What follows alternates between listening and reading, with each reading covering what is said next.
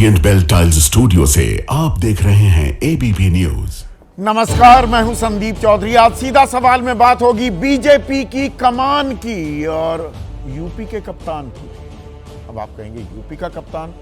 भाई यूपी के तो मुख्यमंत्री योगी आदित्यनाथ हैं, लेकिन मैं यूपी में बीजेपी के प्रदेश अध्यक्ष के चुनाव की बात कर रहा हूं। कल नामांकन होने वाला है, परसों चुनाव हो जाएगा। या दरअसल चुनाव नहीं, चयन होता है बीजेपी में। बीजेपी तमाम राजनीतिक दल जो विपक्षी खेमे में हैं उन पर परिवारवाद का आरोप लगाती है। वहां तो कोई चुनाव होते नहीं, परिवार के लोग ही अध्यक्ष बने रहते हैं। लेकिन दरअसल BJP, the party with the difference का दम भरने वाली और चाल चरित्र और चेहरे की दुहाई देने वाली, यहां भी चुनाव नहीं होते हैं। वो मुखौटा चुनाव का सामने रख तो दिया जाता है, होता है चयन। और यूपी में भी कुछ ऐसा ही होने वाला है क्या कि भूपेंद्र चौधरी, जिनका कार्यकाल तो खत्म हो चुका है, साल भर होने को आया, लेकिन अब किसका नंबर आया, सवाल यहां पर अटक गया है क्या? और बीएल संतोष, दोनों उप मुख्यमंत्री ब्रजेश पाठक और केशव प्रसाद मौर्य के साथ भी मुलाकात कर चुके हैं। मुख्यमंत्री योगी आदित्यनाथ के साथ भी मुलाकात हुई है। और ये मुलाकातें क्यों हो रही हैं इतनी? भाई कैसा हो, प्रदेश का अध्यक्ष योगी आदित्यनाथ के पूरी तरह से खिलाफ भी नहीं होना चाहिए, पूरा उनके साथ भी नहीं होना चाहिए। ये खेल बड़ा दिलचस्प है, इसमें बहुत सारी परतें हैं। इन परतों में अपने खोए हुए जनाधार को भी साधना है। 29 सीटों का नुकसान हुआ लोकसभा चुनाव में 2024 में उत्तर प्रदेश में, इसीलिए ही विजयी रथ थमता दिखा बीजेपी का, अपने दम पर बहुमत हासिल नहीं कर पाई।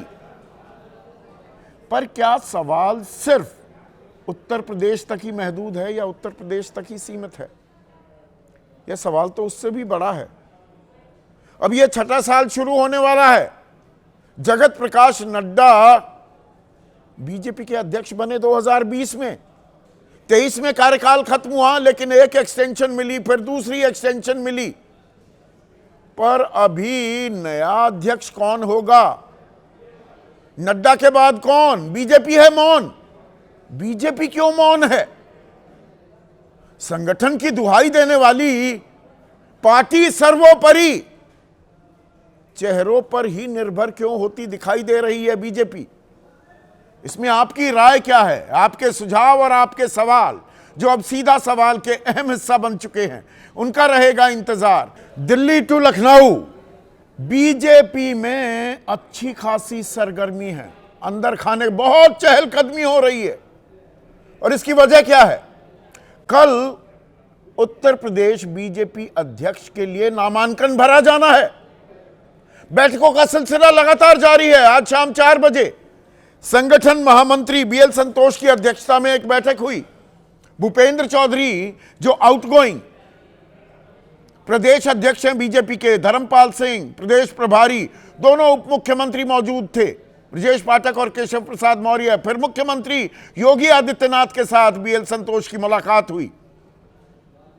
अब ये मुलाकातें इतनी क्यों हो रही हैं? भाई लोकतंत्र का तकाजा तो ये होता है कि चुनाव हो रहा है तो जिसको भी अपनी दावेदारी ठोकनी है तो वो जाकर नामांकन भरे। जो जिसकी पसंद, ज्यादा लोगों की पसंद है, वो प्रदेश अध्यक्ष बन जाए।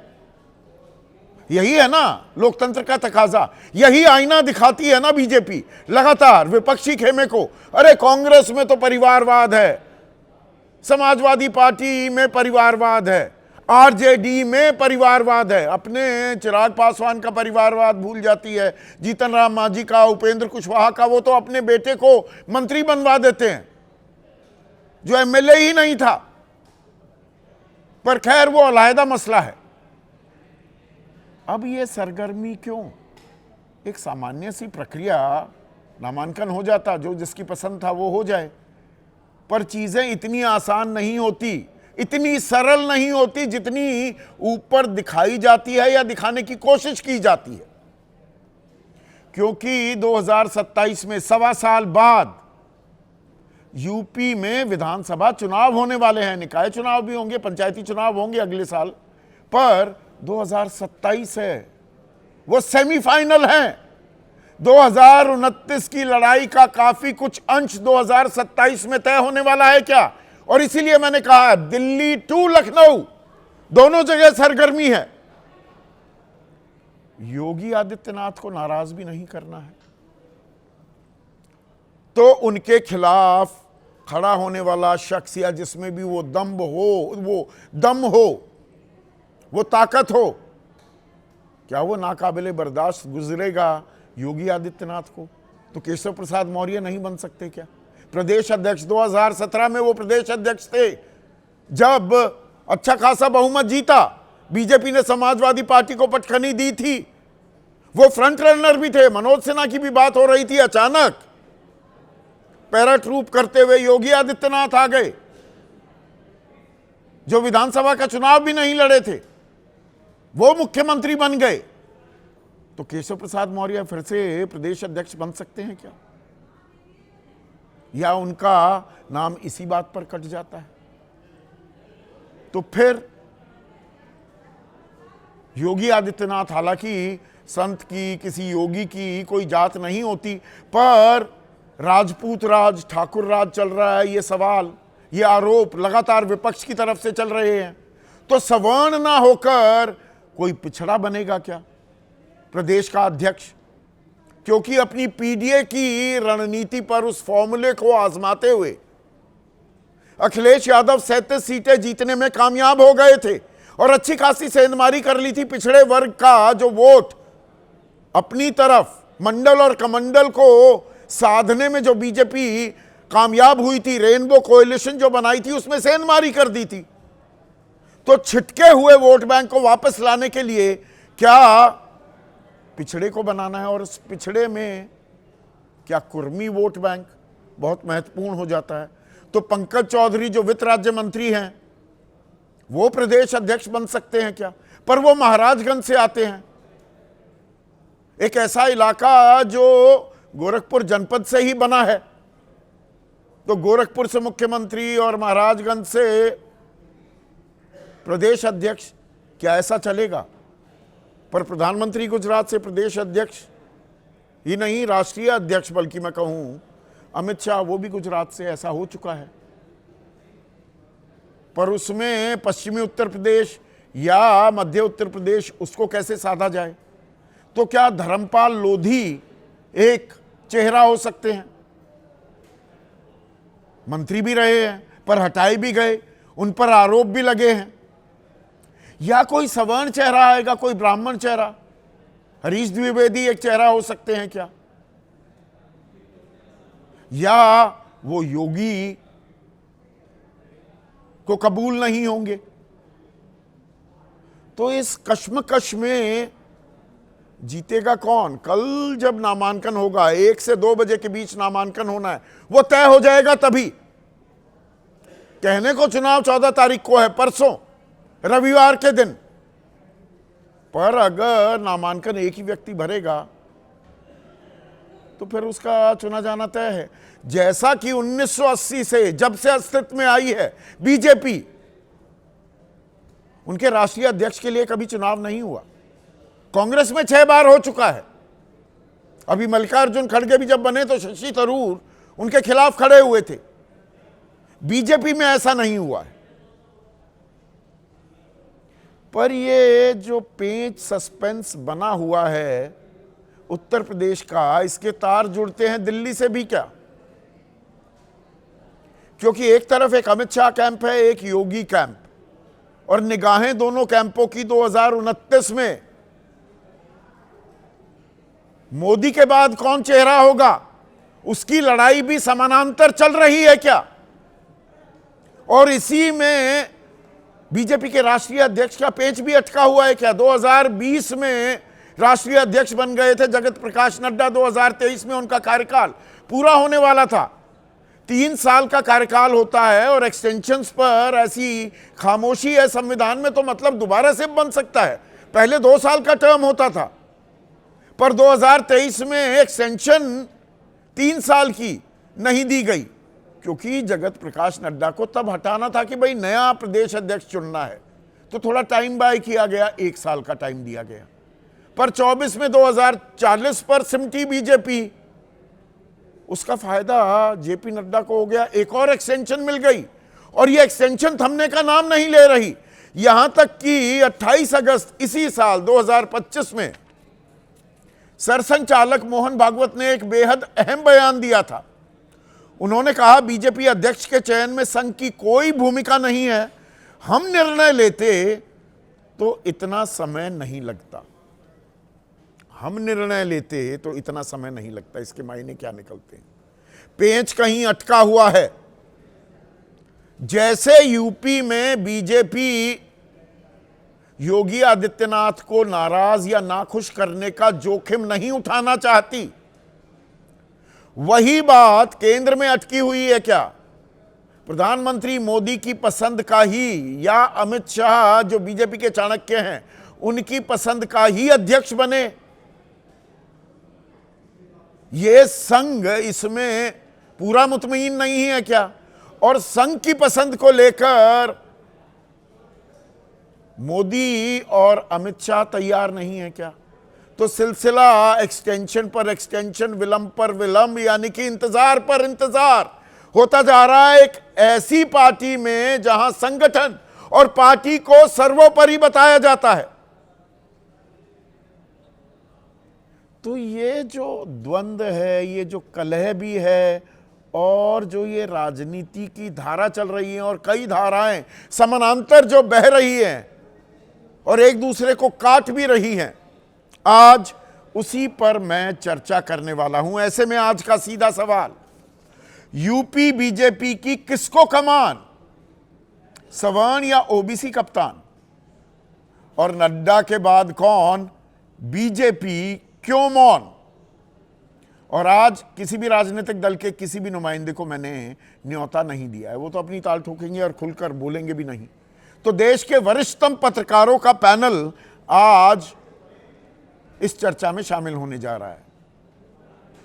इस पैनल में सबसे तजुर्बेकार जाने माने राजनीतिक विश्लेषक हैं अभय दुबे, सबसे युवा पर तजर्बा इनका भी अच्छा खासा है, कंसल्टिंग एडिटर हैं मॉलिटिक्स के आदेश रावल। विनोद अग्निहोत्री भी हमारे साथ जुड़ चुके हैं, किसी परिचय के मोहताज नहीं है, वरिष्ठ पत्रकार हैं। और स्टूडियो में 3 वरिष्ठ पत्रकार, विजय त्रिवेदी, राकेश शुक्ला और शीतल प्रसाद सिंह हमारे साथ जुड़ चुके हैं। शीतल, दिल्ली टू लखनऊ लड़ाई कप्तान की, राष्ट्रीय परिप्रेक्ष्य में कप्तान कौन होगा, और लखनऊ में यानी कि उत्तर प्रदेश का बीजेपी का कप्तान कौन होगा? यह सवाल का कुछ जवाब कल आता दिखेगा। पर यह इतना सस्पेंस क्यों बना हुआ है भाई? ये सस्पेंस थ्रिलर की तरह अनफोल्ड क्यों कर रही है स्टोरी? देखिए, आपने भूमिका में कुछ महत्वपूर्ण बातें कही हैं, उसी को मैं थोड़ा आगे बढ़ाऊंगा कि इतने ताकतवर संगठन के बावजूद, जो दुनिया में सबसे बड़ी राजनीतिक इकाई के रूप में भारतीय जनता पार्टी है, और उसके पीछे एक सबसे बड़े एनजीओ भी उसको नहीं कह सकते, एक सबसे बड़े सांस्कृतिक संगठन एनजीओ तो आरएसएस है, बीजेपी एनजीओ नहीं, मैं कह रहा हूँ उसी के लिए मैं आ रहा हूँ। तो एक जो सांस्कृतिक संगठन है उसके पीछे इतना बड़ा, वो भी बहुत बड़ा, लेकिन वो उन मूल सवालों को ले पाने में असफल है कि एक, इस तरह के चुनाव लोकतांत्रिक तरीकों से हों, जैसा आपने कहा कि ये दोष दूसरों पे बताए जाते हैं, लेकिन आपके यहाँ भी वही हाल है। दूसरे, क्या जो हमारी सामाजिक संरचना की समस्याएं हैं, जैसे जाति, धर्म, इन सब का भी हम सामना करने की स्थिति में नहीं है। ये सबसे बड़ी बात ये उभर के आती है कि इन चीज़ों का हम उत्तर नहीं दे पा रहे हैं। लगातार दर लगातार हम जातियों में से ढूंढ रहे हैं कौन नायक बने, कौन चुनाव जिता सकता है, किसको लेने से कौन बनेगा प्रदेश अध्यक्ष बीजेपी का यूपी में, कल तो कौन नामांकन, निकलौता नामांकन होना है, इसमें तो कोई शक शुबा नहीं हो सकता। जी। कोई दो राय नहीं जी। तो कौन भरेगा नामांकन? देखिए, जो गुणागणित बताया जाता है उसमें यह है कि सवर्ण की जगह ओबीसी को प्राथमिकता देने की कोशिश है। वो अखिलेश का झटका है, उसका सुधार, वो छिटका हुआ वोट बैंक वापस लेना। जी, अब ओबीसी में फिर वो 4 वहाँ प्रमुख वर्ण हैं जो मतलब ग्रुप्स हैं, उसमें अब चूंकि यादव तो सामने है तो यादव को तो नहीं देखेंगे, वो कुर्मी में देख सकते हैं, जो एक कुशवाहा मौर्य शाक्य है इसमें देख सकते हैं, लोधी में देख सकते हैं, नहीं ये और तो मालूम मल्लाह में है। देख सकते हैं। आप किस पर दांव लगाएंगे कि बीजेपी की पसंद ये होने वाले हैं? क्योंकि ये चयन है, ये चुनाव तो नहीं होगा। मुझे दो नाम लगते हैं, या तो साध्वी निरंजन ज्योति या पंकज चौधरी, इनमें से कोई एक मुझे। मतलब कुर्मी को साधने की कोशिश होगी, कुर्मी वोट बैंक चिटका है। विजय त्रिवेदी, कौन कल नामांकन भरेगा? ओबीसी। हाँ, पहले ब्राह्मण के मतलब नाम को लेकर कि चर्चा हो- हरीश द्विवेदी या गोविंद शुक्ला, कोई सवर्ण चेहरे की अगर बात की जाए, सवर्ण चेहरे का नंबर नहीं आने वाला है। अब ऐसा लग रहा है, पहले हरीश द्विवेदी जी का नाम, ब्राह्मण अध्यक्ष का नाम चल रहा था, चर्चा चल रही थी, लेकिन अब कुल मिलाकर जो हुआ, जिसका जिक्र आपने भी किया कि पीडीए की एक पॉलिटिक्स का भारतीय जनता पार्टी देख रही है, और मेरे ख्याल से आज रात को प्रधानमंत्री जी के साथ बातचीत है, ये जो सब लोग मिलकर आए हैं। बहुत से मैं लोगों से बात कर आज रहा रात को ही तय था, हो उत्तर जाएगा ना। प्रदेश के जो पत्रकार हैं, जो अच्छे जानकार हैं, वो कह रहे हैं वो योगी जी को ना कोई हूटर बजाते हुए घूमे, वो सुहाता नहीं है। हरीश द्विवेदी की दिक्कत वहां पर आ जाती है। नहीं, लेकिन पंकज जी के साथ भी तो बहुत मित्रवत व्यवहार नहीं है, ऐसा मैंने सुना है। हाँ। अब क्या होगा, और क्या दोनों एक ही इलाके से आते हैं। क्या ये दरअसल पंकज चौधरी के लिए एक लिमिटिंग फैक्टर हो जाता है क्या? लिमिटिंग फैक्टर होता है। तो आप साध्वी निरंजन ज्योति पर ज्यादा बड़ा दांव लगा जा सकते हैं, लेकिन पंकज चौधरी जी का नाम भी बहुत आगे चल रहा है। लेकिन मैं इतना समझता हूं कि अब ओबीसी ही होगा, मतलब अपर कास्ट से पार्टी का अध्यक्ष नहीं होगा उत्तर प्रदेश में, अभी तो ये लग रहा है। बाकी तो भारतीय जनता पार्टी को आप ज़्यादा जानते हैं। तो मतलब मंडल कार्ड खेलेगी बीजेपी, राकेश शुक्ला, यूपी में। संदीप भाई, हम जो भाजपा का प्रदेश अध्यक्ष का जो चुनाव होने वाला है, उसमें ना तो हम सामाजिक समीकरण देख पा रहे हैं, ना ही क्षेत्रीय समीकरण, सारा राजनीतिक समीकरण। क्योंकि सामाजिक और क्षेत्रीय समीकरण देखना होता तो अभी तक उत्तर प्रदेश अध्यक्ष अपना 1 साल का कार्यकाल पूरा कर रहा होता।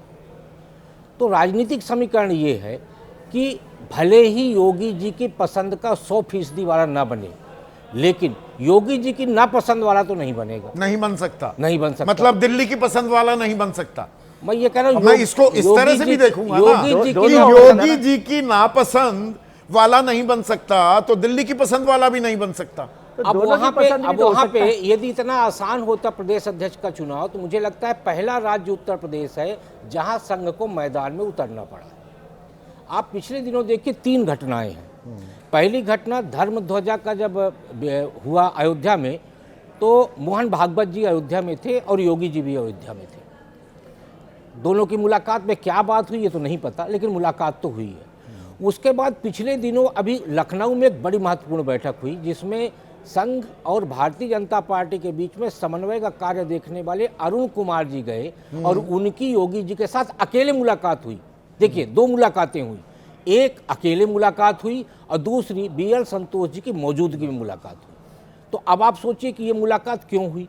तो इतना आसान नहीं है प्रदेश अध्यक्ष का चुनाव। नहीं, इसमें सिर्फ खेल दिल्ली और लखनऊ का ही है या नागपुर का भी तो दखल होगा, या नागपुर से भी तो स्वीकृति नागपुर नहीं चाहता कि लेनी होगी ना। नागपुर नहीं चाहता कि योगी जी के लिए कोई ऐसा खतरा पैदा हो जो 2027 के विधानसभा चुनाव को हिला दे। इसलिए नागपुर मध्यस्थता कर रहा है कि प्रदेश अध्यक्ष नहीं, पर वहां प्रदेश तो अध्यक्ष योगी जी की पसंद का भले न बने, लेकिन उनकी नापसंद का अध्यक्ष नहीं नहीं, बनना पर चाहिए। सिर्फ प्रदेश अध्यक्ष से बात पूरी हो जाती है क्या? विनोद अग्निहोत्री, दरअसल ये तो दुनिया की सबसे जानी मानी खुफिया जानकारी है कि सीधी सीधी लड़ाई चल रही है 2 खेमों के बीच, एक अमित शाह का खेमा, एक योगी आदित्यनाथ का खेमा। और ये लड़ाई ये जो उत्तर प्रदेश का सेमीफाइनल है, उसमें कौन बड़ा दिग्गज साबित हो, और वो 2029 में हु आफ्टर मोदी का चेहरा ना बन जाए। लड़ाई वहां पर भी तो है। ये सीधा सीधा सवाल सिर्फ प्रदेश अध्यक्ष चुनने का नहीं है। नहीं, बिल्कुल आप ठीक कह रहे हैं कि 2027 का चुनाव अगर योगी जी के नेतृत्व में भारतीय जनता पार्टी जीत जाती है, तो वैसी स्थिति उत्पन्न होगी जैसे कि 2012 का चुनाव जब नरेंद्र मोदी के नेतृत्व में गुजरात में बीजेपी जीती थी, तो योगी जी स्वाभाविक रूप से नरेंद्र मोदी के बात के दावेदार होंगे भारतीय जनता पार्टी की नेतृत्व में। लेकिन जहां तक उत्तर प्रदेश अध्यक्ष की बात है, मैं राकेश शुक्ला जी की बात से पूरी तरह सहमत हूँ।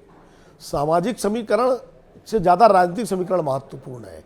और जो उन्होंने कहा कि योगी जी का पसंद का व्यक्ति भले ना हो, लेकिन नापसंदगी वाला व्यक्ति भी नहीं होगा।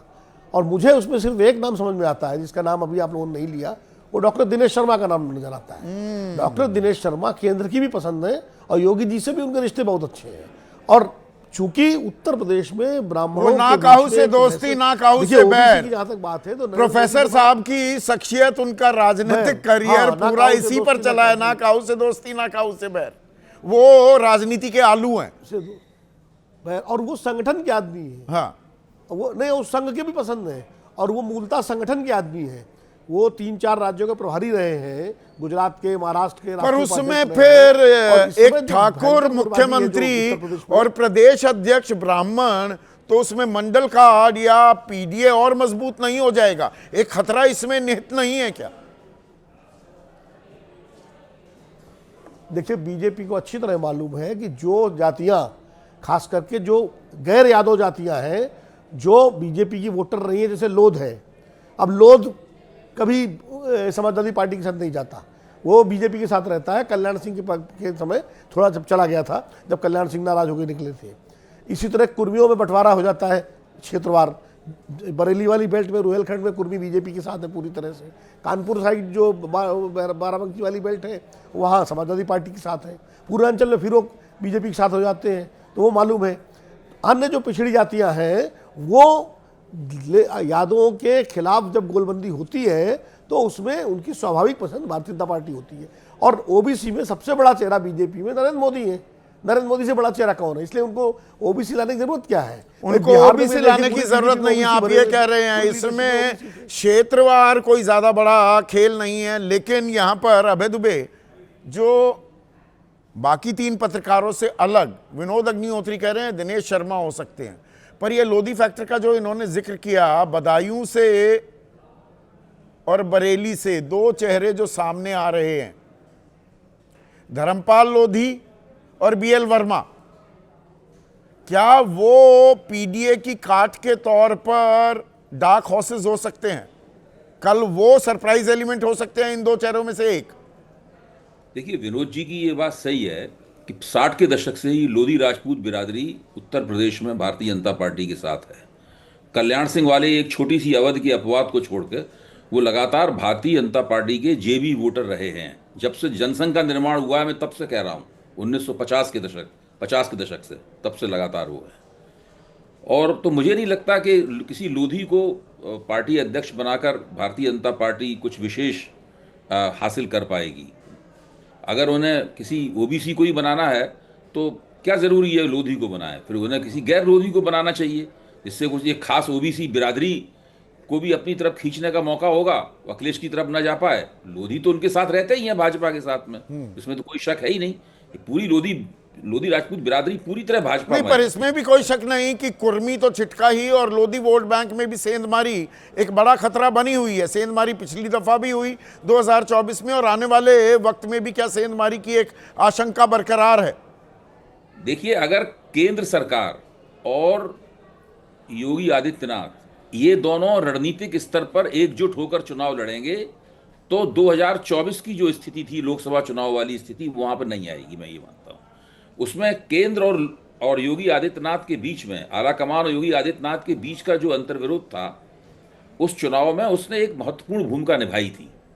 सवाल यह है कि क्या पार्टी का अध्यक्ष बनाने की प्रक्रिया इन आलाकमान और योगी के बीच में एकता को जन्म देगी या दोनों के बीच में अंतर को बढ़ाएगी, दोनों के बीच में घर्षण मतलब बढ़ेगा? कल का दिन इस बात की हमें एक वानगी, एक ट्रेलर देने वाला है कि आने वाले दिन लखनऊ और दिल्ली में बीजेपी के लिहाज से समन्वय के कदमताल के दिन होंगे या तकरार के दिन शुरू हो जाएंगे? तकरार तो अभी चल रही है, वो और ज्यादा विकराल भी होती दिखेगी क्या? पर वो जोखिम क्यों लेगी कोशिश यही बीजेपी? हो रही होगी, आलाकमान की तरफ से कोशिश यही हो रही होगी कि ऐसा तकरार ना हो, क्योंकि अगर तकरार हुई तो फिर से अखिलेश को फायदा होगा, बहुत ज्यादा, बहुत फायदा होने वाला है अखिलेश को, क्योंकि अखिलेश जी ने अपने नेतृत्व को कुछ खास तरह से विकसित किया है और लोकसभा चुनाव जीतने के बाद उनमें काफी आत्मविश्वास भी आया है। जिस तरह बोलते बालते हैं, उससे लगता है उनकी नेतागिरी काफी मजबूती से चल रही है। तो अगर वो अखिलेश को, भारतीय जनता पार्टी को बड़ी करारी टक्कर देंगे अगर आला कमान में और योगी आदित्यनाथ में झगड़ा हुआ तो। योगी आदित्यनाथ और आला कमान में झगड़ा हुआ तो झगड़ा तो हो रहा है आदेश, तो झगड़ा हो रहा है, इसमें उस झगड़े को खत्म करना है। नहीं, झगड़ा तो हो ही रहा है आदेश, तो इस झगड़े में वो ग्राउंड सीड करना होता है ना कि भाई थोड़ी रियायत कौन देगा, पीछे कौन हटेगा, योगी आदित्यनाथ या अमित शाह। कल ये भी देखने वाली बात होगी ना। देखिए, झगड़ा 2024 में शुरू हुआ था जब योगी जी के खिलाफ जाके उनकी मर्जी के बगैर पूर्वी उत्तर प्रदेश में ब्राह्मणों को ज़्यादा हिस्सेदारी दी गई थी, जिसके चलते आपने देखा जो रिजल्ट सामने आए वो सबके हैं। और जो जितने भी हमारे वरिष्ठ साथी बातें कर रहे थे, दिनेश शर्मा के बनाने से ज़्यादा फायदा उनको होगा नहीं, क्योंकि वो नहीं चाहेंगे कि अपर कास्ट के साथ वो जाएं। और जो मेरे पास जानकारी है वो ये है कि अगर कुर्मी में जाते हैं तो योगी जी की पसंद स्वतंत्र देव सिंह है, और इधर दिल्ली की जो पसंद है वो पंकज चौधरी हैं, उनका नाम ज़्यादा चर्चा में है। अब इन दोनों नामों पर सहमति नहीं बन पाएगी तो मुझे लगता है कि कोई तीसरे व्यक्ति की एंट्री हो सकती है, जो कि ओबीसी से ही होगा। और ये जो झगड़ा आप देख रहे हैं, होगा, इसीलिए मैंने लोधी जाति के बीएल वर्मा जो बदाऊं से आते हैं और बरेली के आंवला से जो लगातार विधायक बन रहे हैं, धर्मपाल लोधी, हालांकि उन पर कुछ आरोप लगे, उनको कैबिनेट से ड्रॉप भी किया गया था। ये सरप्राइज चेहरे हो सकते हैं क्या? नहीं, मुझे इसकी उम्मीद नहीं लगती। थोड़ा सा आप झांकिए पश्चिमी उत्तर प्रदेश में और भी जो जातियां हैं ओबीसी में, उनमें भी कोई हो सकता है। वो नाम मैं अभी बता नहीं सकता आपको, अभी मेरे पास उसका। लेकिन कुल मिला के मैं आपको ये कह सकता हूं कि जो झगड़ा जिसको आप आला कमान वर्सेस पश्चिमी उत्तर प्रदेश में नाम मैं बोल देता हूं, क्या दोबारा से जाट प्रदेश अध्यक्ष हो सकता है या गुज्जर प्रदेश अध्यक्ष हो सकता है? नहीं, जाट की संभावना कम लगती है संदीप जी मुझे, क्योंकि ये जो पीडीए का जो राजनीति अखिलेश यादव कर रहे हैं उसमें कुर्मी महत्वपूर्ण वोट बैंक है, गुर्जर महत्वपूर्ण वोट बैंक है, ठीक है, लोधी वो उनके पास पहले, जैसा अभय जी ने बताया आपको। तो इन दो के झगड़े में अगर तीसरा नाम आ जाए तो आप सरप्राइज मत करिएगा, आश्चर्य मत करिएगा, क्योंकि ये बात सही है कि योगी जी के खिलाफ भी आप किसी को नहीं बना सकते। नहीं, इलाके भी साधने होंगे क्या, उसमें या सिर्फ संगठन का ही सवाल है? पश्चिमी उत्तर प्रदेश दरअसल वो बीजेपी के गढ़ में तब्दील हो गया है और इसकी एक बड़ी वजह योगी फैक्टर है। जो वहां के जानकार कहते हैं वहां मोदी फैक्टर कम, योगी फैक्टर ज्यादा चल रहा है। तो क्या पश्चिमी उत्तर प्रदेश की अनदेखी की जा सकती है? और पश्चिमी उत्तर प्रदेश में मैं सटा हुआ जो मध्य उत्तर प्रदेश का इलाका है उसको भी जोड़ रहा हूं, उसमें बदायूं, उसमें रोहिलखंड, ये इलाके भी आ जाते हैं। नहीं, देखिए ये बात सही है आपकी कि पश्चिम उत्तर प्रदेश में योगी जी बहुत पॉपुलर है, खासतौर पर ये आगरा से लेकर जो पूरी बेल्ट सहारनपुर और मुजफ्फरनगर तक जाती है, इसमें इनको लोग मानते हैं कि जी मोदी जी के बाद अगर कोई सक्सेसर होगा तो वो योगी जी होंगे। इसमें कोई मुझे आश्चर्य नहीं है, और आप भी उसी बेल्ट से आते हैं। लेकिन ये जो जिसकी तरफ ये बार बार इशारा हो रहा है, जो झगड़े की बात हो रही है, बेसिकली लड़ाई क्या है? ये लड़ाई है कि मोदी जी के बाद सक्सेसर कौन होगा। क्या योगी जी तीसरी बार यूपी के चीफ मिनिस्टर बन जाएंगे? और इसमें असलम खान हमारे दर्शक हैं अलीगढ़ वासी आदेश, वो बड़ी दिलचस्प बात कह रहे हैं, बीजेपी का अध्यक्ष कोई भी बन जाए, रिमोट तो मोदी जी के हाथ में ही रहेगा। ये दोनों प्रदेश अध्यक्ष के लिए भी और राष्ट्रीय अध्यक्ष के लिए भी, क्या ये लागू रहेगा?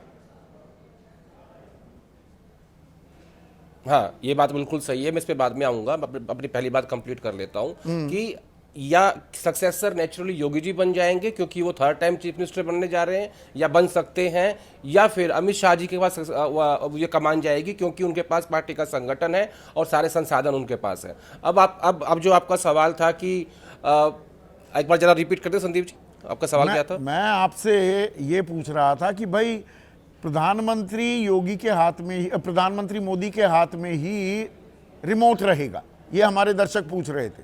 असलम खान, देखिए वो तो साफ साफ दिख ही रहा है कि 2019 में लोकसभा चुनाव के बाद नड्डा साहब को बनाया गया कार्यकारी अध्यक्ष, फिर 2020 में उनको अध्यक्ष बनाया गया, 3 साल का कार्यकाल था, फिर उसको रिपीट कर दिया गया। अब ये तो साफ साफ दिख ही रहा है कि किस तरह के अध्यक्ष की आवश्यकता एक राष्ट्रीय पार्टी को पड़ रही है। आपको याद है कि एक दिन अमित शाह जी ने संसद के अंदर कहा था अखिलेश यादव को कि अखिलेश जी, मुझे पता है कि 25 साल आप अध्यक्ष रहने वाले हैं, हमारी पार्टी में 13 करोड़ मेंबर्स हैं जो हमारे अध्यक्ष को चुनेंगे, लेकिन 2 टर्म पूरे होने के बावजूद भी बीजेपी का राष्ट्रीय अध्यक्ष नहीं चुन पा रहा है। और ऐसी स्थिति कुछ राज्यों में भी आपको दिख रही है, जिसमें खासतौर पर उत्तर प्रदेश भी आता है। उत्तर प्रदेश क्या, दिल्ली में, कर्नाटक में, हरियाणा में मोहनलाल बड़ौली, उनका कार्यकाल जुलाई 2024 में खत्म हो गया। कर्नाटक में BY विजेंद्र का नवंबर 2023 में खत्म हो चुका है कार्यकाल। वीरेंद्र सचदेव की जो नियुक्ति हुई थी, अब उसके बाद संगठनात्मक चुनाव नहीं होकर दे रहे हैं।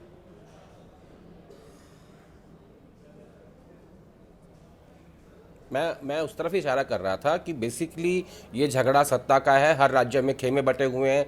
आप हरियाणा में देख लीजिए, नायब सिंह सैनी वर्सेस खट्टर रहता है, उधर आप योगी जी वर्सेस अमित शाह को देख लीजिए, येदियुरप्पा वर्सेस जो बाकी रेस्ट ऑफ द बीजेपी वहाँ देख लीजिए, राजस्थान देख लीजिए, हर राज्यों में, क्योंकि क्या होता है, लंबे समय से सत्ता में बैठे हुए हैं, केंद्र में 3rd टर्म चल रही है, राज्यों में इनकी सरकारें हैं, तो जहाँ जो प्रॉब्लम कांग्रेस पार्टी में हुआ करती थी सत्ता के समय में, आज वो बीजेपी में आ गई है। वो तो क्या वो लोहिया साहब ने कहा था कि जो सत्ता में आ जाए वो कांग्रेस बन जाती है, उसका चरित्र हो जाता है। पर एक दर्शक हमारे यहाँ पर वो एक और दिलचस्प सवाल कर रहे थे कि जो स्क्रीन पर दिखेगा ना, जिसके नाम की चर्चा हो रही है, उनमें से कोई नहीं बनेगा, ये दरअसल बीजेपी है। पर ये भी जोड़ने के साथ साथ जो आपसे मैं बात पूछ रहा हूँ, ये उत्तर प्रदेश का प्रदेश अध्यक्ष कौन बनता है, वो काफी हद तक इशारा भी कर देगा क्या कि राष्ट्रीय अध्यक्ष कौन होने वाला है? उसका भी मैसेज मिल जाएगा। और मुझे लगता है उत्तर प्रदेश का अध्यक्ष तय होने के बाद बहुत जल्दी आपको राष्ट्रीय अध्यक्ष उत्तर प्रदेश में दरअसल कौन, योगी पीछे जाते हैं कि इधर अमित शाह पीछे जाते हैं, उससे काफी कुछ पता लग जाएगा पावर टसल किस तरफ जा रही है। सर, हम इसको जैसे आप कहते हैं वो एक्सट्रीम है दोनों। मुझे लगता है दोनों के बीच से कोई अध्यक्ष बनाने की बात है। ऐसा नहीं है कि योगी जी को ये मैसेज जाए कि नहीं, योगी जी की नहीं चल रही और अमित शाह जी की नहीं चले, ये तो मेरे को समझ में नहीं आती बात। ये तो हो ही नहीं सकता, ये तो हो नहीं सकता। तो कदमताल होगी, आप ये तो दोनों के बीच में से कोई रास्ता निकल जाए। उसमें भी देखा जाएगा ना कौन इसमें से कौन कितना किसकी तरफ टिल्ट ज्यादा है, वो है, इसकी बात ज्यादा मानी जाएगी। कन्फ्रंटेशन ना हो, ऐसा अध्यक्ष उनको चाहिए भारतीय जनता पार्टी को। और सोशल इक्वेशन इंपॉर्टेंट है, पॉलिटिकल इक्वेशन के साथ। नड्डा के बाद कौन, बीजेपी क्यों है मौन, वहां किस बात का टसल है? वो जो 28 अगस्त को सरसंघ चालक ने कहा हमारे पास होता हम तो अब तक 10 मिनट में हम तय कर देते, ये अगस्त में बोला था, साल पूरा होने को आ गया। तो मतलब आप कह रहे हैं कि अध्यक्ष RSS के पास नहीं है? मैं आपसे समझना चाह रहा हूँ, RSS के हाथ में नहीं है क्या? देखिए, उत्तर प्रदेश या RSS ने बीजेपी के हाथ में भी ये फैसला नहीं रहने दिया है? उत्तर प्रदेश का जो अध्यक्ष बनना था वो महत्वपूर्ण कड़ी है इस पूरी एक्सरसाइज में। वो तो मैं मान रहा हूँ। इसलिए जब ये हो जाएगा तो उसके बाद मुझे लगता है कि राष्ट्रीय अध्यक्ष का नाम जो नेतृत्व है उसके दिमाग में तय है, नाम तय है ना? तो दिक्कत कहाँ आ रही है? कोई दिक्कत नहीं आ रही। मैं कह रहा हूँ ये उत्तर प्रदेश का अध्यक्ष का एक संभावना मुझे लग रही थी कि वो अटका हुआ है। उसके बाद जब भी बात होगी तो हो जाएगी। और RSS लीडरशिप और बीजेपी लीडरशिप में राष्ट्रीय अध्यक्ष को लेकर कोई बड़ा कन्फ्रंटेशन हो, ऐसा अब नहीं लग रहा मुझे। जो भी नाम तय होगा नहीं, वो नाक चढ़ाती रहती है बीजेपी सारे विपक्षी खेमे को, आप चयन नहीं कर सकते, आपके यहाँ चुनाव नहीं होता, परिवारवाद होता है। बीजेपी में कौन सा चुनाव हुआ है? नहीं, चुनाव को और चयन को थोड़ा सा बहुत अलग तरीके से नहीं देखते। देखिए, राहुल जी ने एक चुनाव की प्रक्रिया शुरू की युवक कांग्रेस में और उसमें NSUI में, उसका बड़ा नुकसान कांग्रेस को उठाना पड़ा। राष्ट्रीय अध्यक्ष के तौर पे भी शशि थरूर और खरगे साहब के बीच में चुनाव हुआ तो खरगे साहब से कांग्रेस से अलग ही हो गए एक तरह से शशि थरूर। तो बीजेपी समझती है कि संगठन में बेहतर हो कि सहमति बनाकर अध्यक्ष बनाया जाए चुनाव के लिए। और ये कहें हम कि केवल वो नाम तय कर देते तो फिर 1.5 साल से क्यों नहीं हुआ तय? इसका मतलब वो एक प्रोसेस के तौर पर सब लोगों से बातचीत करके नहीं, पर अंदर कश्मकश है ना, आपको जोड़ना चाह रहे थे। हाँ, मैं ये कह रहा था कि देखिए पॉलिटिक्स में इस समय सेंट्रलाइज हो गई हैं चीजें, बहुत कम लोगों के पास सब कुछ हो जाता है, उसमें फिर ये बहुत सारी चीजें बिखरी रह जाती भाई। जो इंदिरा गांधी पर आरोप लगते थे कि चुने चुनाए बड़े बड़े नेताओं को वो खत्म कर देती थी, अभी चर्चा हो रही थी कि भाई योगी आदित्यनाथ 27 जीत गए तो वो हु आफ्टर मोदी तय हो जाएगा। कैसे तय हो जाएगा? उस पैमाने पर तो 2023 का मध्य प्रदेश का चुनाव शिवराज सिंह चौहान जीत गए। हु आफ्टर मोदी शिवराज सिंह चौहान हो जाने चाहिए थे।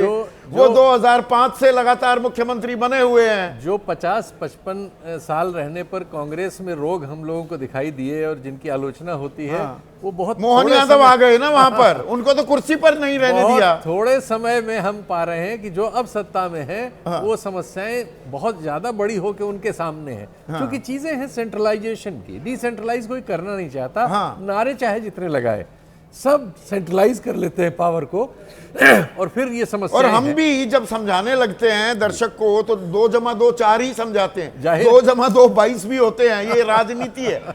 गलत कह रहा हूं मैं राकेश भाई? और आप मध्य प्रदेश की राजनीति जानते हैं। मतलब अगर सही मायने में कि आप चुनाव जीतना पैमाना है और आप कितने मजबूत हो जाते हैं। 2012 का उदाहरण दिया जाता है कि गुजरात में जीत गए नरेंद्र मोदी, तो वो अपने आप ही नेचुरल वो चॉइस हो गए प्रधानमंत्री पद के उम्मीदवार की। फिर तो हु आफ्टर मोदी में शिवराज सिंह चौहान होने चाहिए थे। अटल जी और आडवाणी जी के कालखंड में क्षेत्रीय छत्रप तैयार किए गए और अब क्षेत्रीय छत्रपों को कमजोर किया जा रहा है। और इसीलिए आप देखिए कि तमाम राज्यों में जहां भारतीय जनता पार्टी जीती है वहां आपको अप्रत्याशित और निर्बल टाइप के मुख्यमंत्री दिखाई दिए। मैं 2 विषय रखना चाहता हूं। एक तो भारत का जो भाजपा का संविधान है उसको मैं पलट के देखा कई बार, तो उसमें राष्ट्रीय अध्यक्ष के कार्यकाल विस्तार का पैरा मुझे देखने को नहीं मिला।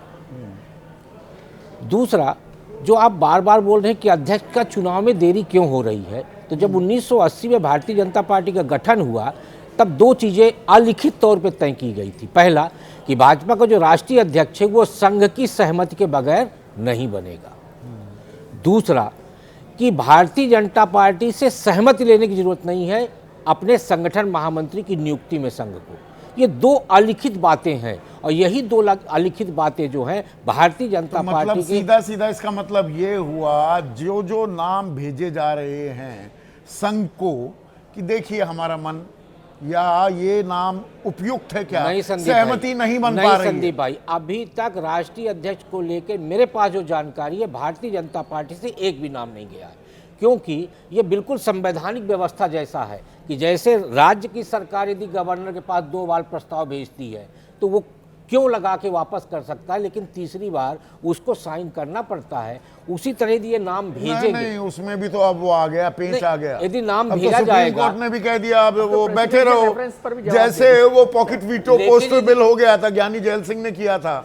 अब तो गवर्नर बैठा रहे भाजपा से तो यदि चुनी हुई सरकार भी कुछ नहीं कर सकती। भाजपा से यदि नाम भेजा गया और संघ ने उसमें किंतु परंतु लगा दिया तो आपको लगातार नाम भेजना पड़ेगा ना। फिर अंत में आपको ही पूछना पड़ेगा कि आप ही बता दीजिए कोई नाम। तो ये परिस्थितियां उत्पन्न ना हो इसलिए वो डिले हो रहा है। और इसीलिए क्या टेस्टिंग द वाटर भी होगी, पानी का स्तर, वो पैमाना, वो उसका निरीक्षण भी किया जाएगा। कल किस आदमी को कहा जाता है कि नामांकन भर दीजिए, बिल्कुल वो तो टेस्टिंग हुई। वैसे मैं बता रहा हूँ कि आज रात को ही तय हो जाना है नाम, आज रात को हो जाएगा, लेकिन हमारे प्रोग्राम के हिसाब से कल का नाम तय होना है। और राकेश जी की बात बिल्कुल ठीक है कि कमजोर छत्रप कमजोर चुने गए, किए नहीं गए। यहाँ पर ये एक फ़र्क है कांग्रेस से भारतीय जनता पार्टी में कि अब कमजोर छत्रपों को चुना गया। और राकेश जी अकेले आदमी है, बाकी पार्टी में किसी ने नहीं देखा है संविधान को पलट के आजकल कोई पर नहीं देख विनोद रहा। अग्निहोत्री इसमें एक और दिलचस्प पहलू है, और पहलू ये कि बीजेपी का प्रदेश अध्यक्ष, आपने कहा कि दिनेश शर्मा हो सकते हैं। फर्ज कीजिए जो यहाँ एक सहमति बन रही है, जो जानकार कह रहे हैं नहीं कोई पिछड़ी जाति का आएगा, पिछड़ी जाति की संभावना क्या इस बात को लेकर, मैं आपकी बात को काट नहीं रहा हूं, इस बात को लेकर ज्यादा बढ़ जाती है कि राष्ट्रीय अध्यक्षों को अगर हम देखें तो अमूमन पिछड़ी जाति के राष्ट्रीय अध्यक्ष तो हुए ही नहीं। एक बंगारू लक्ष्मण, वो भी एक्सपेरिमेंट ढंग से चल नहीं पाया था, वो 1 लाख रुपए दराज में मिल गए थे। तो ज्यादातर राष्ट्रीय अध्यक्ष अगड़ी जाति के सवर्ण होते हैं। तो सवर्ण राष्ट्रीय अध्यक्ष और सवर्ण उत्तर प्रदेश का अध्यक्ष, क्या ये 2 चीज साथ साथ होती दिखाई दे सकती हैं, या वो प्रयोग करेगी बीजेपी? देखिए संदीप भाई, अभी एक दर्शक ने ये कहा था कि अध्यक्ष कोई भी बन जाए, रिमोट तो मोदी जी के हाथ में रहेगा। दरअसल रिमोट तो राष्ट्रीय स्वयंसेवक संघ के हाथ में रहता है हमेशा, और जो अभी राकेश भाई ने संविधान का बताया, तो वो जो दोनों क्लॉज है वो तय करते हैं कि राष्ट्रीय स्वयंसेवक संघ के हाथ में ही रिमोट है, और उत्तर प्रदेश का अध्यक्ष भी राष्ट्रीय स्वयंसेवक संघ की सहमति से ही सुचित्रा बनेगा। तिवारी हैं, एक ये मान मिनट, के आप ही चलिए, के मुझे लगता आप है ही नाम के तय शहर हो की गया। हैं विनोद भाई, कानपुर वासी हैं, वो कह रही हैं बीजेपी कहने के लिए लोकतांत्रिक पार्टी है लेकिन नीतियां प्राइवेट लिमिटेड कंपनी की तरह हैं।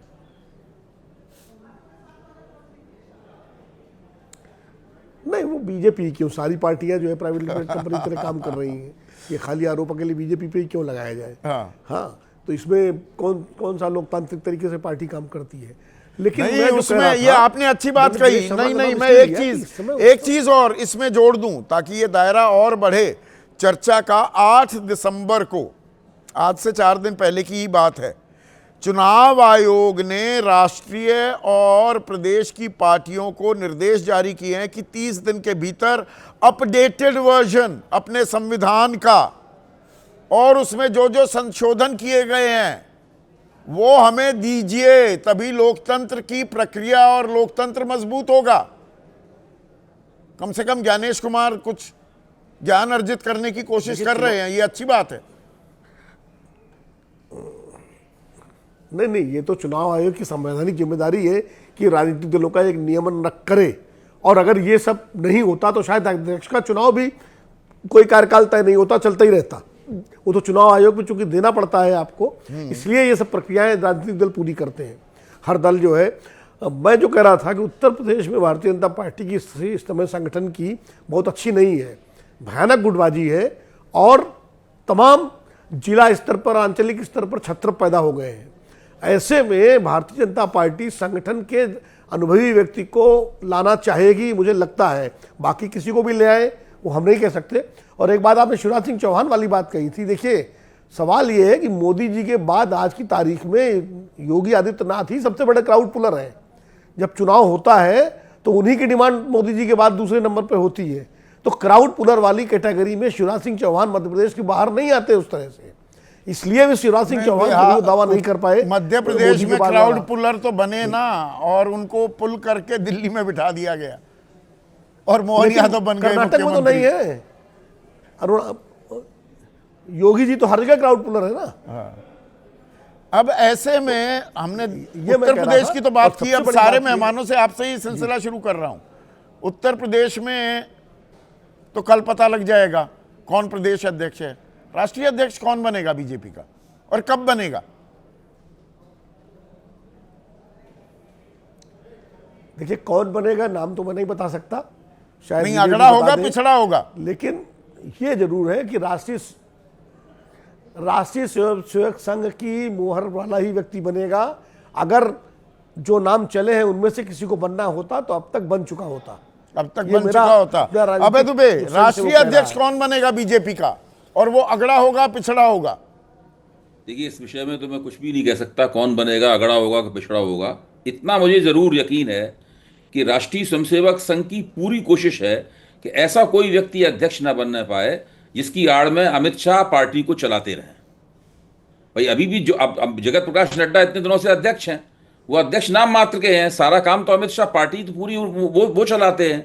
तो भाजपा चाहती है, संघ चाहता है कि भाजपा का आप जो भी नया अध्यक्ष हो, भले ही कितनी ही देर से क्यों ना बने, लेकिन वो ऐसा नहीं होना चाहिए कि वो नाम मात्र का अध्यक्ष हो और उसके पीछे अमित शाह के हाथ में पूरी बागडोर रहे। आदेश रावल, आपकी राय क्या है? सब लोग नाम लेने से बच रहे हैं, लेकिन मुझे लगता है कि ये बात सही है कि संघ ये चाहता है कि मोदी जी के बाद भी जो बीजेपी है वो रहनी चाहिए, क्योंकि आज की डेट में मोदी ही बीजेपी है और बीजेपी ही मोदी है। उसके बाद का जो बीजेपी रखनी है उसकी चिंता संघ को आज की डेट में है। मुझे लगता है कि पूर्व मुख्यमंत्री हैं, लेकिन वो नंबर 1 और नंबर 2 दोनों के करीबी नहीं है, वो सिर्फ एक व्यक्ति के करीबी हैं। मेरा मानना है कि मनोहर लाल खट्टर जो है वो भी इस रेस में काफ़ी आगे हैं। मनोहर लाल खट्टर राष्ट्रीय अध्यक्ष हो सकते हैं। राकेश शुक्ला, देखिए नाम तो मुझे नहीं पता, लेकिन मैं इतना जानता हूं कि जिस तरीके से 2010-11 में भारतीय जनता पार्टी जिस हालात में खड़ी थी और मोहन भागवत जी उस समय पर निर्णय लिए और किसी को अंदाजा नहीं था कि नितिन गडकरी जी राष्ट्रीय अध्यक्ष बनेंगे, उसी तरह से कोई सरप्राइज नाम राष्ट्रीय अध्यक्ष के लिए आ सकता है। और ये कब आएगा? देखिए कब आएगा ये तो भाजपा को तय करना है। भाजपा को तय करना है। सबसे सवाल पूछती है, भाजपा खुद इस बात का जवाब नहीं उन्होंने देगी। कहा तो मोहन जी ने विज्ञान भवन की प्रेस कॉन्फ्रेंस में कहा कि हमें तय करना होता तो इतना देरी नहीं होती, यानी भारतीय जनता पार्टी को तय करके नाम भेजना है।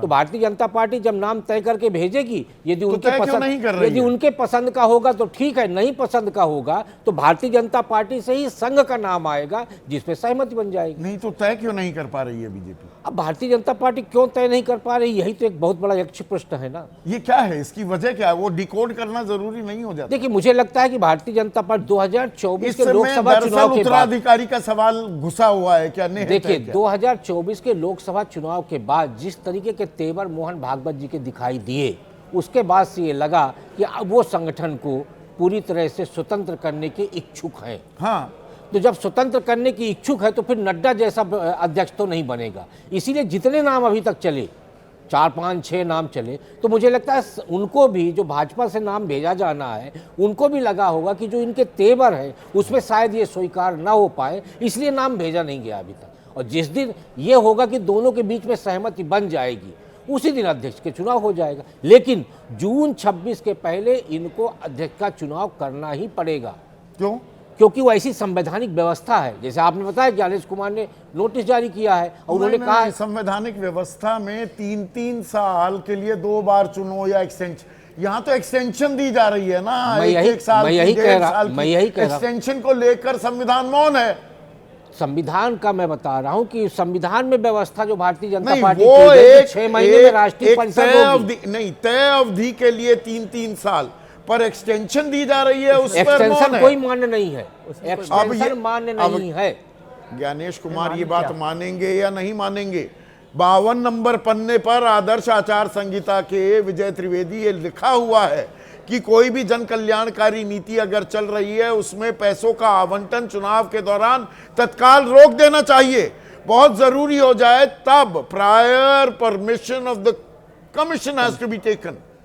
यहां दे दी गई, मोबाइल के लिए नहीं दी, 14,000 करोड़ के लिए जगन मोहन रेड्डी को नहीं दी, और जगह रोक दी गई। किसान सम्मान निधि की पहली खेप के बाद बाकी पैसे रोक दिए गए थे। गोरखपुर में अनाउंसमेंट की थी, वो 2019 का चुनाव आयोग था। तो यहां पर एक्सटेंशन देते रहिए सर, यदि जगत आप प्रकाश नड्डा को। संविधान और व्यवस्थाओं को देखते हैं तो उसमें बहुत सारे एक्सक्यूजेज, बहुत सारी स्पेस होती है। इसलिए इसको ये मानना कि नहीं अब पार्टी के संविधान में क्या लिखा है, चुनाव आयोग क्या कह रहा है, ये बहुत महत्वपूर्ण है। तो उसमें कब तक बहुत- तय हो जाएगा नहीं, बीजेपी मुझे का लगता है राष्ट्रीय जल्दी हो अध्यक्ष? जाएगा। जून, क्योंकि नहीं, जून 2026 की बात कही मैंने, इसलिए ये सवाल जून किया। 2026 से तो बहुत पहले हो जाएगा, बहुत मुझे पहले हो बहुत जाएगा। पहले हो जाएगा। मुझे लगता है कि ये उत्तर प्रदेश एक बड़ी कड़ी थी, बाधा थी। और जिसको उत्तर हमें प्रदेश समझना में चाहिए। कौन होगा? अगर पिछड़ा होता है तो अगड़ा बनेगा राष्ट्रीय अध्यक्ष, ये माने। और एक और बात जो हम लोग बार बार जिस पे चर्चा करते हैं कि आरएसएस का होगा कि बीजेपी का होगा, ये हम इसलिए समझते हैं, मैं इसको ऐसा नहीं समझता क्योंकि आरएसएस और बीजेपी को मैं अलग तरीके से नहीं देखता। हाँ,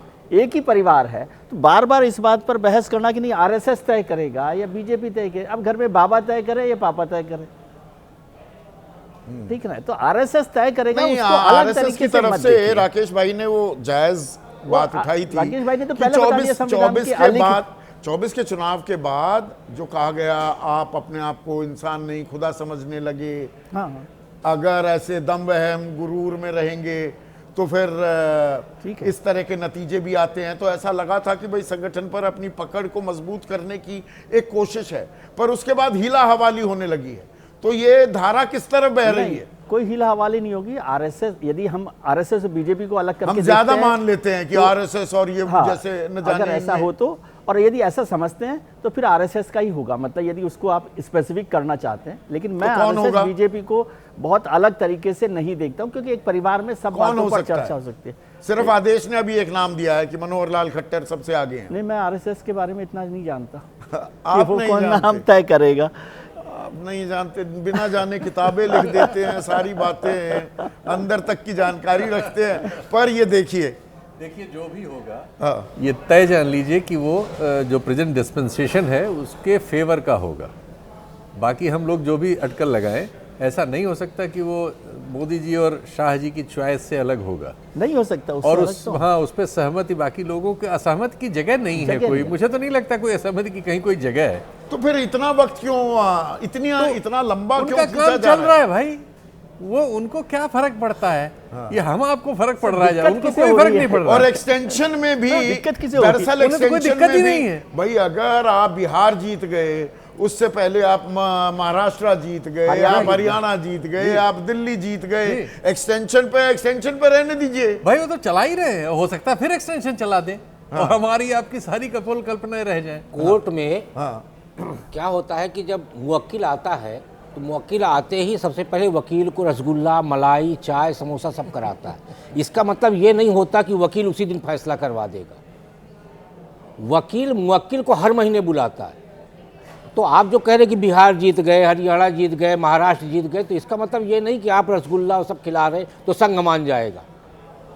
और दिक्कत नहीं है दिक्कत नहीं है कि सब चंगा सी, यदि ऐसा नहीं है। हाँ, यदि दिक्कत नहीं होती तो अभी तक तो हो गया होता। तो हाँ, दिक्कत तो है, दिक्कत लेकिन तो कहाँ पे है? पर वो कड़ियां कैसे जुड़ेंगी? और उस सब में कल कौन नामांकन करता है शीतल, वो एक अहम कड़ी होगी क्या? वो आगे की बीजेपी की राह क्या होगी, शक्लो सूरत कैसी होगी, क्या वो तय करेगी? हमारे आपके लिए नया चारा तैयार हो जाएगा कल के बाद, उनके लिए कोई समस्या नहीं है। उनके लिए हम कोई आप उसके समस्या बाद नहीं एक है। नए दरअसल speculations समस्या पर का चले जाएं। समाधान कैसे निकाल रही है बीजेपी, उसका आकलन, उसकी मानगी हमें दिखेगी। हाँ, उसकी विजय, बानगी हमें दिखेगी, लेकिन हम ज़्यादा चिंता कर रहे हैं पार्टी में। इसीलिए मैंने कहा कि वो एक परिवार की तरह से उन सब चीज़ों को देखते हैं और ये दिक्कत भी नहीं। और जैसे शीतल जी ने कहा ना, वो ठीक बात है कि किसको दिक्कत हो रही, किसी को तो दिक्कत नहीं है संदीप के अलावा। भाई जब अध्यक्ष चल रहा है, और एक उनका पॉलिटिकल हिस्ट्री देखिए, नड्डा जी के रहते हुए तो सारी पार्टी जीतती रही है चुनाव, तो फिर क्यों हटाना चाहिए बताइए मुझे? क्या कमाल का नहीं तो record है। फिर एक्सटेंशन क्यों दे रहे हो? हाँ, तो extension- बाकायदा 3 साल उनको 3 साल फिर से बना देते, तब तो हटाने की बात थी ना 2023 में। उसके बाद राजनीतिक परिस्थितियां कुछ ऐसी बदली कि अब बीजेपी को ज्यादा दिक्कत नहीं, या दिक्कत है पर वो दिक्कत दिखाना नहीं चाहती। और कल जो नामांकन किया जाएगा, जो चुनाव नहीं बेसिकली चयन किया जाएगा बीजेपी के यूपी के प्रदेश अध्यक्ष का, और घोषणा हो जाएगी परसों, उससे आने वाले दिनों की बीजेपी की राह भी क्या और आसानी से परखी जाएगी। आज बस इतना ही।